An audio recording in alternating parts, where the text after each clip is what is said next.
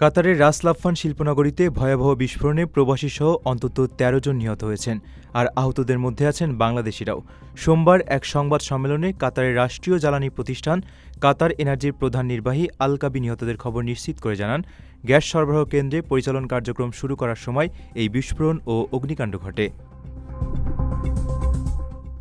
স্থানীয় সংবাদ মাধ্যমের প্রতিবেদনে বলা হয়েছে, আহতদের মধ্যে ভারত, কাতার, তানজানিয়া, পাকিস্তান, গিনি, নেপাল, কেনিয়া ও নাইজেরিয়ার নাগরিক রয়েছেন। আল কাবি জানান, নিহত ১৩ জন ভারতীয় ও পাকিস্তানি নাগরিক হলেও এর মধ্যে ঠিক কতজন কোন দেশের তা তাৎক্ষণিকভাবে জানা যায়নি।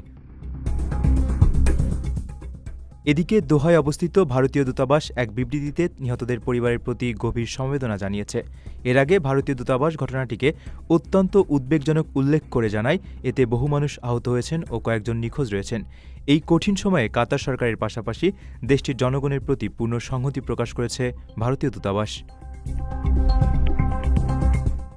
প্রবাসীর সিটিতে চলছে বহুল আলোচিত ফ্রি ফ্ল্যাট অফার, অর্থাৎ আপনি যে টাকা দিয়ে এখন ফ্ল্যাট কিনবেন ৫ বছর পর সেই সম্পূর্ণ টাকা ফেরত পাবেন, আর সেই সাথে পাচ্ছেন একটি ফ্ল্যাট একদম ফ্রি।